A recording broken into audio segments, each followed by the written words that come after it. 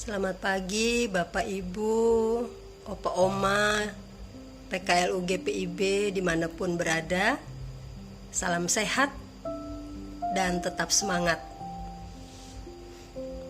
Kita selalu berharap dengan sukacita dapat mengikuti program ini, yaitu saya dan PKLU GPIB membaca Alkitab bersama.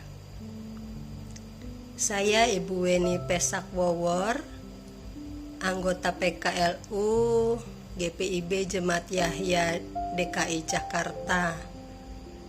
Bersama-sama pagi ini kita akan mengawali hari ini yang Tuhan anugerahkan dengan membaca Alkitab bersama sesuai bacaan SBU. Sebelum kita membaca Alkitab, mari kita berdoa. Allah Maha Baik yang berkuasa menganugerahkan hidup bagi kami pada hari ini, sungguh kami bersyukur atas hari baru, hidup baru, semangat baru, dan sukacita atas kasih-Mu yang besar bagi kami.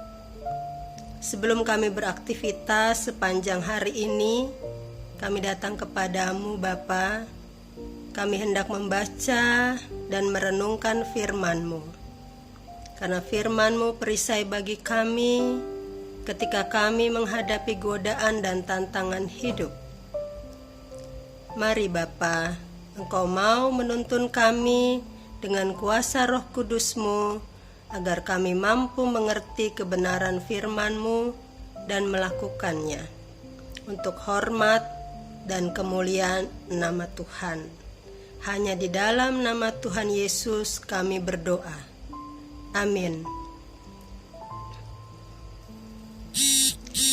Bacaan Alkitab pagi ini adalah dari Kisah Para Rasul pasal 2 ayat 41 sampai 42 sesuai SBU tanggal 25 Mei pagi hari ini, yang menyatakan orang-orang yang menerima perkataannya itu memberi diri dibaptis, dan pada hari itu jumlah mereka bertambah kira-kira 3.000 jiwa.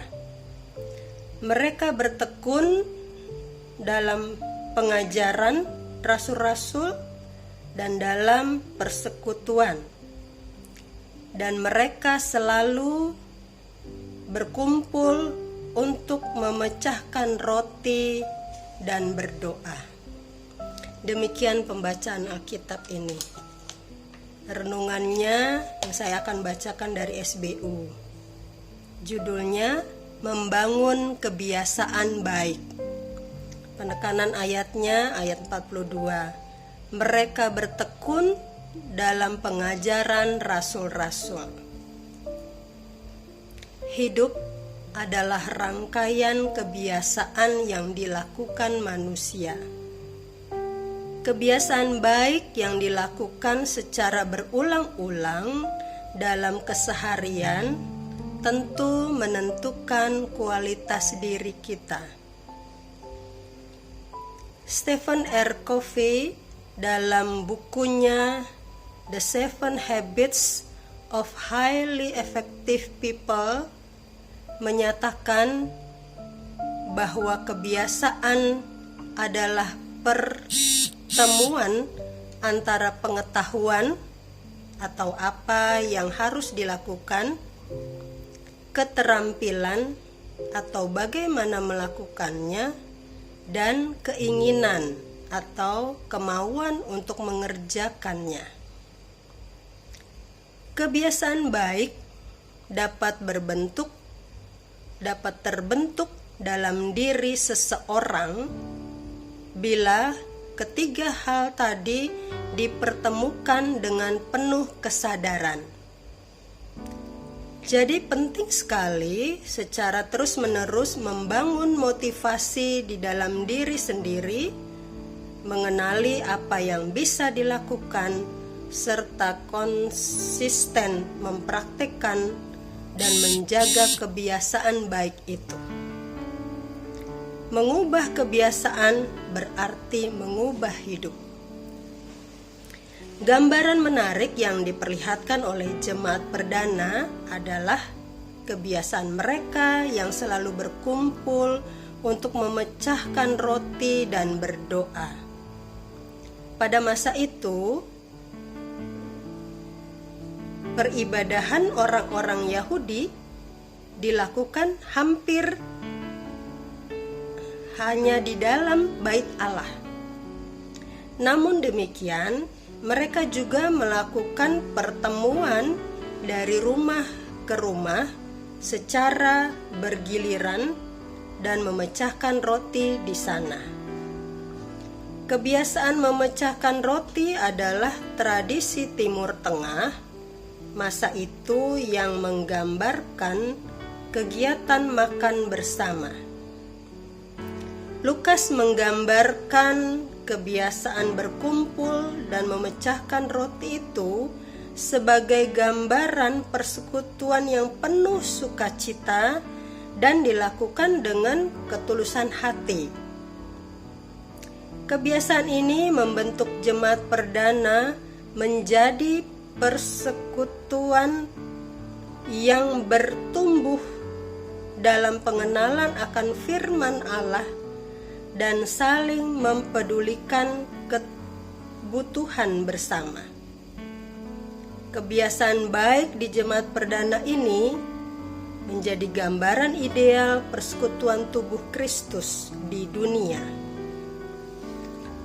Allah memberikan kita kesempatan menjalani kehidupan dengan segala sesuatu yang disediakannya.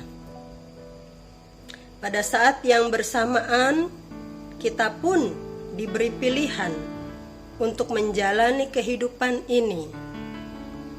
Kita bisa memilih membangun dan mempraktikkan kebiasaan baik secara konsisten atau menciderai diri dengan kebiasaan yang buruk. Jemaat perdana menjadi teladan baik yang memotivasi diri untuk membentuk kebiasaan-kebiasaan baik yang pada gilirannya menghasilkan kualitas terbaik dari dalam diri sendiri. Selamat berkarya, Roh Kudus memampukan kita. Demikian renungan dalam SBU.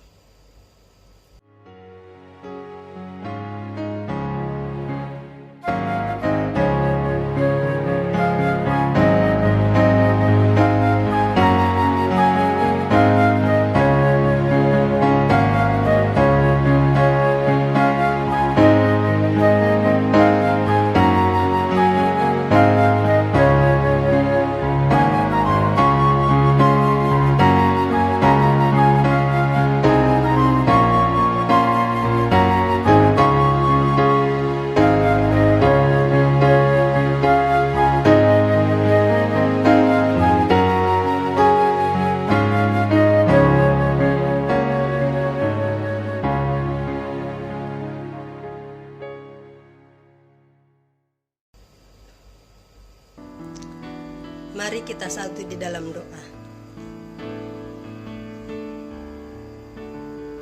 Bapa yang kekal di dalam Yesus Juru Selamat kami bersyukur atas berkat firman-Mu. Kebiasaan jemaat perdana menjadi teladan baik bagi kami para lansia untuk juga melakukannya.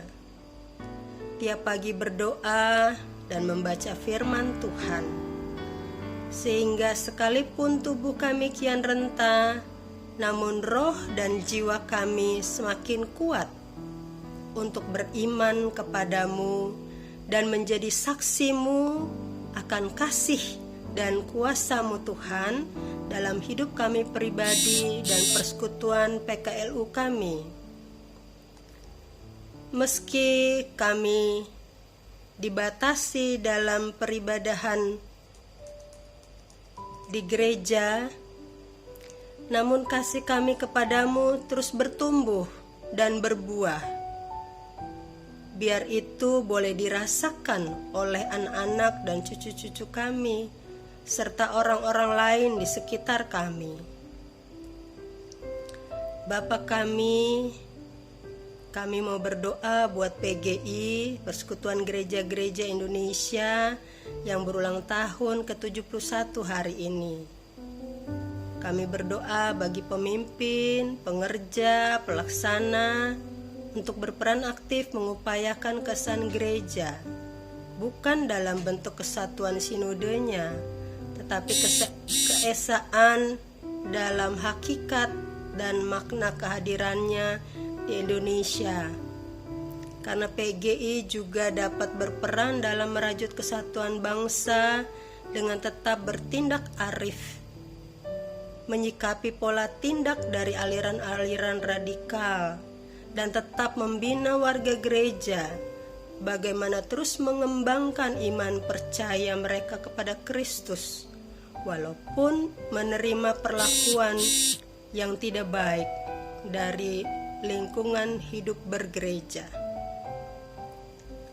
Allah yang Maha Kasih, kami juga mau berdoa untuk Majelis Sinode dan Dewan PKLU, kiranya kasih-Mu menaungi mereka juga, agar setiap program yang dicanangkan dan dilaksanakan sungguh menguatkan jemaat, sehingga terus bertumbuh menjadi umat yang semakin berkenan kepada Tuhan.